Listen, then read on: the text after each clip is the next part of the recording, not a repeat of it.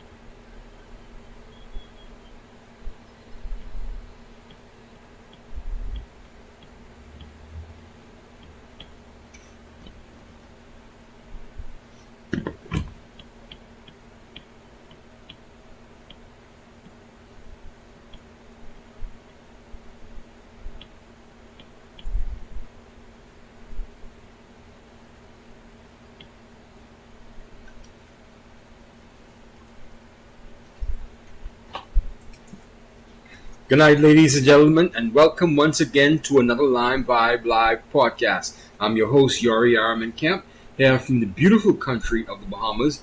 I'm in the capital city of Nassau, New Providence tonight on this November 8th, and I thank you for joining me for another Lime Vibe Live podcast. If you have not done so, please like, share, and subscribe to our Facebook, YouTube, and Twitch page. That's Lime Vibe 77. That's Lime Vibe and the number 77 at Facebook, YouTube, or Twitch. Thank you so much for joining me again for another show. How have you guys been this week? Have you guys been okay? Well, the big news is that, of course, U.S. presidential elections is over. We're going to talk about that later on in the show, right? And we're going to give a little recap of what actually happened. But let's start off the show tonight with this. Coming out of Grenada, they are looking for oil.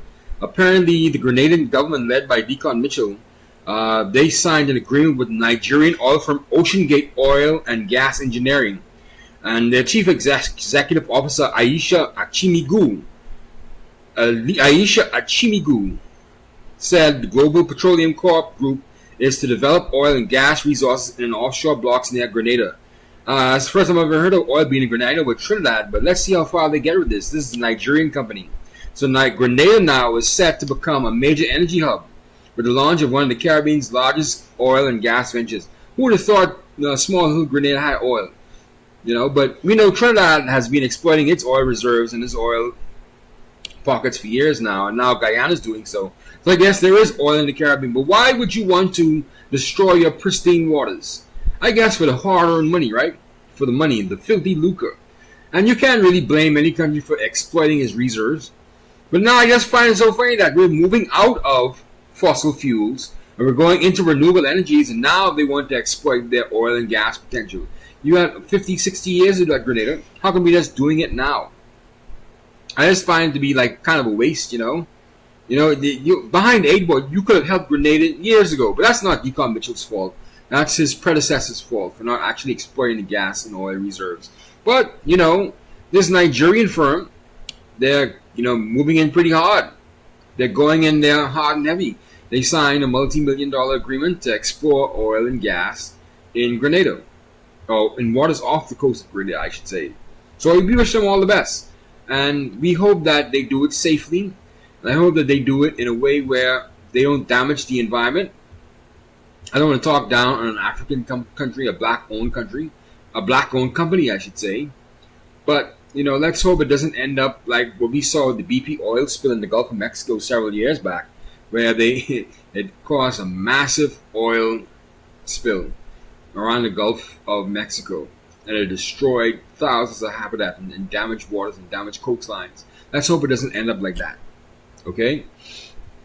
We wish Grenada all the best with their oil and gas reserve. We see Guyana's doing it, and they're making a hell of a headway with it. And Trinidad has always had oil, so we'll see how it goes from there. The second story tonight was that the World Bank and the Economic Review for Latin America and the Caribbean for 2024, October 2024, said that the LAC is close to winning the battle on inflation and turning the corner on the macroeconomic dislocations that were rocked by the pandemic. So all those lockdowns and shutdowns, we're moving past that, man. And we're getting to the point where we're stabilizing these economies. But here's the thing, though. We're moving past the pandemic dislocations and even the pandemic rebound. But now we're going back to regular low growth. Regular 2% and 1% growth throughout the region. That can't be the case, man. I thought we were going to come out roaring and large. But you know something? The same structural deficiencies we had prior to the pandemic is what we've gone back to. Like, nothing's changed. Like, we haven't made any substantial change to get better. And we have not made any significant headway during this downtime to switch our focus and do something different. You saw we were down flat on the ground, and you've done nothing to actually change in a new direction. Everyone can plainly see that the new economy is in the online space. And we've done nothing to develop that in the region. Nowhere around the region. We're talking about e-commerce and how to collect money, but we're not actually building the new economy for the new future, which is going to be online. Okay? Which is online right now, as a matter of fact. The report also said, challenges remain, however, to redress fiscal imbalances and reduce debt, recover lost earnings power, and regain the advances in reducing poverty of the previous decade. Nor is there any prospect for substantially higher growth which would help address those challenges. Investment, both public and private, remains depressed, and data suggests that the region is potentially missing the boat on nearshoring, and friendshoring, the practice of bringing offshore operations close or friendly countries. Both challenges point to a substantial agenda of growth-related reforms that have been put off for decades of infrastructure, education, regulation, competition, and tax policy, which success in managing the post-pandemic macroeconomic disequilibria provides an opportunity to now address. See, you're missing the boat on addressing the problems that you had with that downtime of the pandemic, and you're not doing anything about it. Nearshoring and friendshoring, bringing some of those corporations onshore. That's makes sense to me. But our guys are kind of lazy. They don't see the hustle, and that's I wouldn't say lazy. They just don't see the urgency of doing anything substantially different than what they've been used to and accustomed to. And it's a cultural thing among all of us, right? I'm involved in organizations where people just don't see the urgency of doing something brand new and trying out something better to make things better. We don't see that. And it's a Caribbean and Central American thing, I believe. We just don't see the urgency to move forward and push to the next level. Only certain people have that in them, I'm seeing that across the board. And there's no knock against anybody, but I see that everyone just likes to get to that position where they like to sit and bask in the glow of their success or what they think is success, and they do nothing. And this is what's happening in the Caribbean. We're going to go back to 1% and 2% growth at best, because we fail to do anything substantial about our economy and how we structure our economy and how we move to the new future.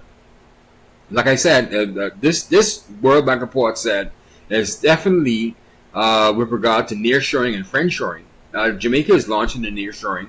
They have a lot of firms that's operating inside of Jamaica and doing a lot of things inside of Jamaica from larger jurisdictions. But what can we do more than that? It's going to be has to be online, has to be the information superhighway. Some of these countries in the Caribbean, they don't even allow for influencers to gain money from YouTube and Facebook. They get no royalties from that. Only Jamaica and Trinidad get royalties from social media. They haven't done anything to lobby Google to say, even though we don't have the volume of people, we would still like to have production rights here in these Caribbean islands to at least create some revenue. That's service based. That's help. That's addressing a current problem with a new solution. But no, they don't want to do that. They don't even take the extra effort to go and ask Google or ask Facebook, can we allow our social media influencers, these people who use the internet to make some money here, and pay them their royalties? It's just so sad, man. Another story is I had an honor and pleasure of meeting a Bonaire-based Dutch gentleman, Wilco Harbers, who's produced a new book of poetry. And I spoke to him. It's on our website, the Caribbean Magazine Plus, caribmagplus.com. And if you go there, you'll see how I talked about his book. And there's a book of poetry. He says his first book of poetry, and it was inspired from the death of his husband. Yes, the death of his husband, Arno. And the book, Dance Towards the Dawn, said that's what exactly he needed to move past the grief of losing his husband of 17 years. Apparently his husband died in his arms, and he went through a depression before he stopped eating and drinking, and he just slipped away from him. It was such a tragic thing. I was listening to Wilco 2 days ago, right? But, he used that grief and he channeled that into producing a book of poetry, and we must applaud him for that, for turning his sadness into strength. So the book is called Dance Towards the Dawn, and it's his first book of poetry, actually. His first book of poetry. He said he's a painter and a performance artist by trade, and he never thought about writing. But now he's gotten into writing now, and he's making a good, significant push towards it with his first book. Apparently you could find this book anywhere in Bonaire, and he's looking to get it on Amazon now. Dance Towards the Dawn. If it comes on Amazon, I'll buy a book. I'll go and get a copy of it and make sure I support these young local artists, because that's what we like to do here as well. We like to support local artists. Okay? We like to support whether you're a musician, you're a singer, you're a dancer, performance artist, you're a writer, you're a poet. We support you here. This is what this platform is for, because there's a lot of culture in the Caribbean. We are a rich tapestry of people from very diverse backgrounds from Africa and from Europe. Okay, and so we must appreciate that. And like I said, Wilco lives in Bonaire now, but he's from the Netherlands, and he moved to Bonaire several years ago, and now that's where he decides to live. But Bonaire is a part of the Dutch realm, right? But he's still a Dutch citizen, and he lives in Bonaire now. He said he thinks the book is very beautiful and it adds an extra dimension to poetry, which is very good. And we want to commend Wilco for his hard-earned work, his hard effort towards producing his first book, and we salute him and we applaud him, sir. Good luck with that, Wilco. Another story, I don't know if you know that Sandals, they're in problems again. They owe tax authorities around the Caribbean millions of dollars. Apparently Sandals owes $11.1 million to Antigua and Barbuda in back taxes they haven't paid, and they owe the Bahamian government $30.8 million. So tax authorities have said. Prime Minister Gaston Brown from Antigua and Barbuda came out and said that Sandals owes his country, his tax revenue authority, $11.1 million. And he said the 373-room Sandals Antigua is in the red, and they got to pay your money, pay your bills. But I know Antigua and Barbuda, Gaston Brown in particular, has been going back and forth with, because Sandals is now ran by Adam Stewart, the son of Butch Stewart, Gordon Butch Stewart, God rest his soul. He died a few years back. And Gaston Brown, the Prime Minister of Antigua and Barbuda, was going back and forth with Butch Stewart on the very same thing. Taxes owed, and also with Butch Stewart shutting down the Antigua Sandals and causing a lot of people to go home, losing their jobs for a short period amount of time. So now they're having this fight now with the second generation Stewart, Adam Stewart now, who doesn't want to pay his taxes. So Gaston Brown says. And now we have the authorities here, the tax authorities in the Bahamas, saying that Sandals owes them about $30+ million, $30.8 million that they failed to pay. And so this is what's happening here, man. Sandals is a tax dodger. Apparently, this is what these authorities are saying. And me personally, I support not just Bahamian but Caribbean businesses. Sandals is no bigger than Sandals around the region, but you got to pay your taxes, man. If I got to pay my taxes, you got to pay your taxes too, man. Come on, stop it, Adam. I thought you were going to be different than your father, but apparently you're the same thing, the same kind of bully, kind of ham-fisted approach that your father took. You're taking as well. Pay your taxes, man. Pay your bills. And if that's not the case, then put it in court and say they're slandering you. They're slandering your good resort. But I'm tending to believe the authorities here because Sandals has been involved in problems before, and they have been prone to doing disgusting and underhanded things to governments around the region. Like I said, they shut down the Antigua and Barbuda Sandals several years ago and caused a lot of people to go home. And everyone thought that Butch Stewart was playing politics there. They've had problems in Turks and Caicos. They've had problems in the Bahamas with doing the same thing, shutting down the resort and sending people home like some months before the general election just to thwart a government. So we're watching this very closely, and we're seeing what's happening right now with Sandals. Okay? Now we're on to our main story. I guess you guys pretty much know that Donald J. Trump is back. Our man on the trigger, he's back. He's the president of the United States again. And I think America's going to be just fine. I think that all of these celebrities who were crying and whining, complaining that they were going to leave America, like even the first time when Trump had won, there's just a bunch of talk and waddle and fluff, man. They're not going to leave anywhere. And so he won again, and it's almost a landslide compared to this modern day standards. And it's almost a landslide, man. He mopped the floor with Kamala Harris. And we want to thank Kamala Harris as well for her good attempt at trying to, pick up the slack when President Joe Biden, he clearly could not run again. But, it was a mountain ahead of her. It had nothing to do with her being black. It had nothing to do with her being female. And I don't even think she's black. I think she's Indian. It had nothing to do with those factors. It had to do with the fact that, Americans saw through her agenda. And they saw that she did not come prepared for the job. She was inconsistent on her policies and her statements. She didn't seem to have any substance to her. And lastly, she didn't go through any kind of competitive process to get to the point. She went through no primary. She was almost like handpicked and selected to run to replace Joe Biden on the ticket, which, pissed Americans off from the jump street, man. And Trump really didn't have to do much campaigning, especially after he was shot in the air. Trump didn't have to do much. That was it. When he was shot and he survived that shooting attempt, that assassination attempt, that was pretty much a done deal.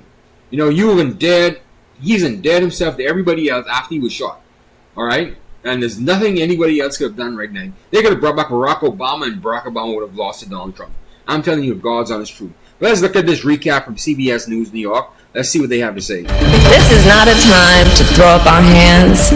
This is a time to roll up our sleeves. Right now at 5, Vice President Harris speaks for the first time after losing the election to Donald Trump, who declared victory late last night. We're going to help our country heal. How they are both pushing for unity and will also dig into the issues that drove the election. Plus, we've told you about local races that could tip the balance of power, how voting habits changed in our area from 4 years ago. And breaking news in New Jersey, live pictures here from Chopper 2. We're at the scene of a brush fire that's forcing evacuations. Good evening, I'm Christine Johnson. And I'm Maurice Dubois. Just a short time ago, Vice President Harris conceded the election, saying the outcome is not what they fought for. She spoke in front of hundreds of supporters in D.C. at House Howard University.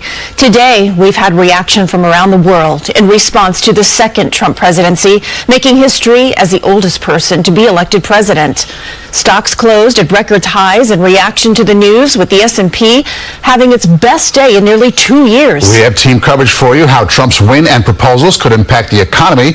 Plus, we'll break down the local races and response from city officials. First, though, Jessica Moore joins us live from our virtual studio now. Jessica. Well, Maurice and Christine, there were very few parts of the country last night where Harris performed as well as Biden did in 2020. Even some states that were considered Democratic strongholds turned red. The Trump campaign dismantled the blue wall, Michigan, Wisconsin, and Pennsylvania. Let's start with Michigan. Trump won with 49.8% to Harris's 48.3%.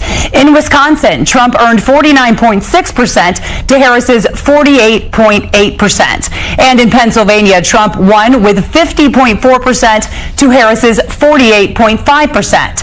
Trump's margin of victory continues to increase tonight. The latest electoral count has him at 291 votes to Harris's 222. Just a few minutes ago, the vice president called the president-elect to acknowledge his victory before addressing the American people.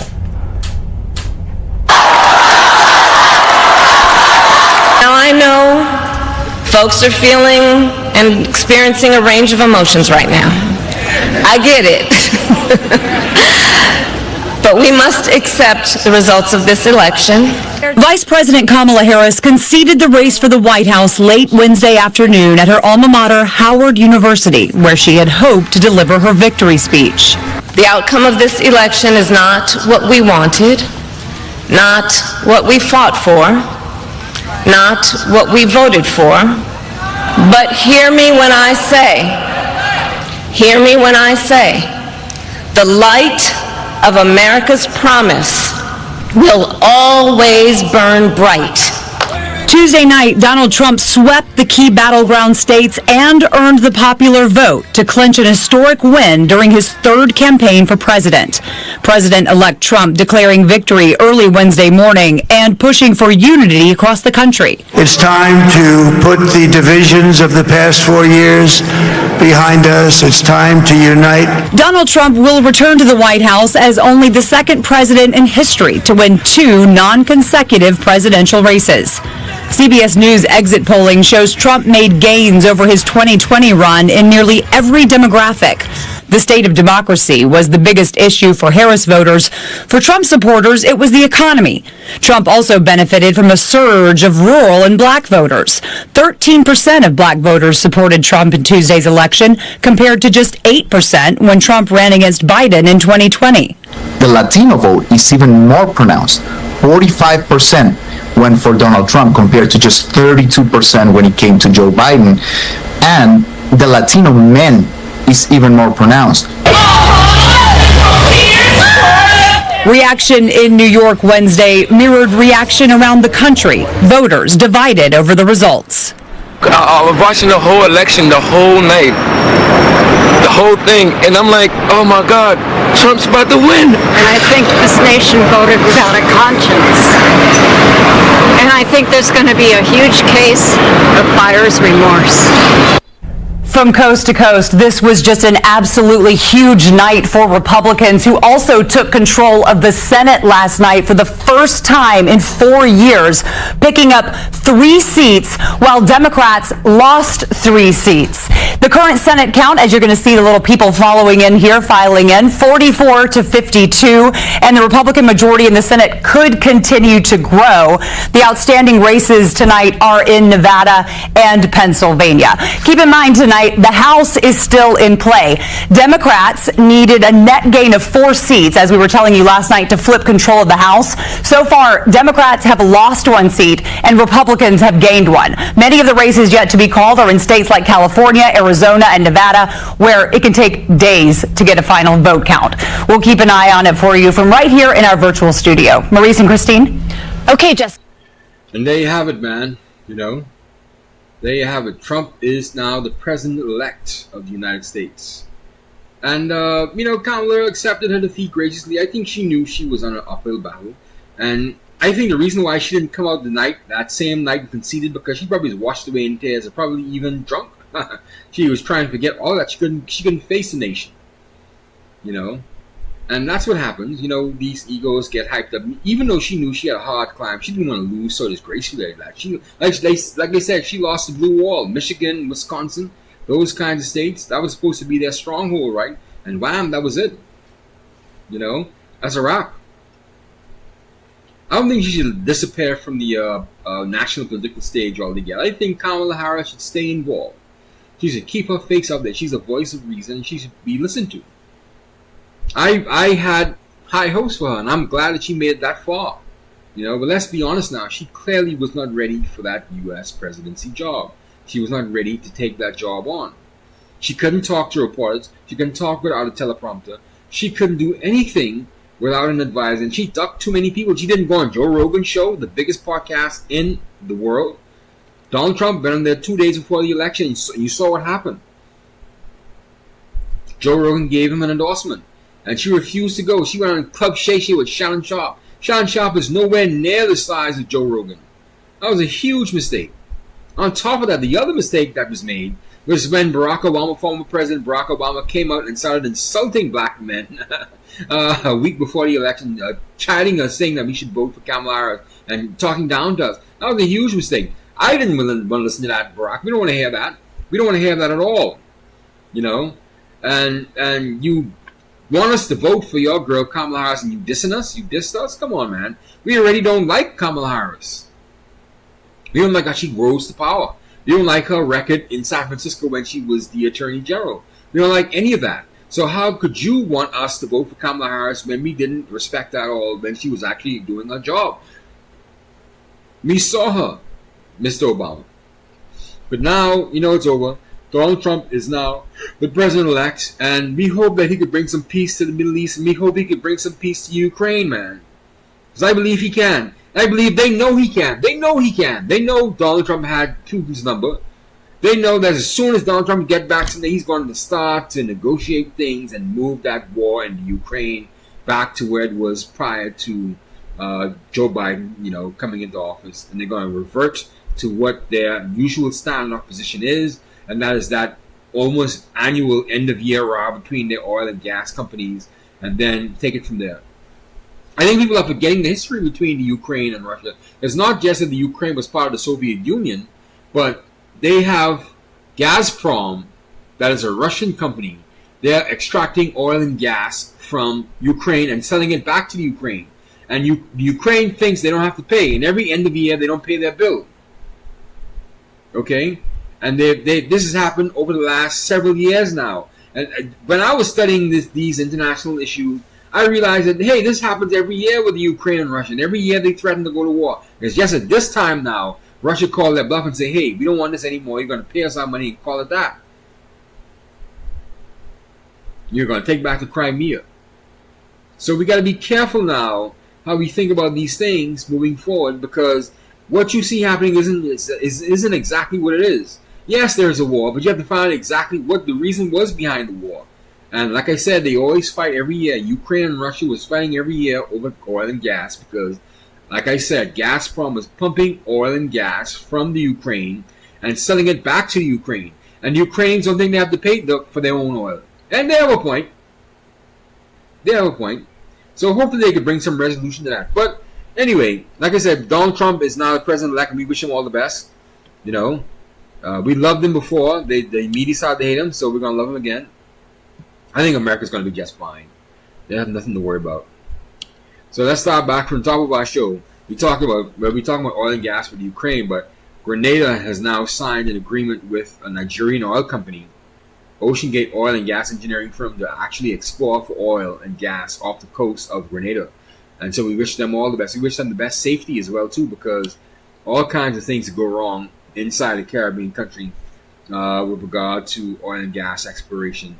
I can imagine an oil spill off of Grenada and it damaging the ecosystem and the pristine waters that are around these Caribbean countries. We need to pray for their safety.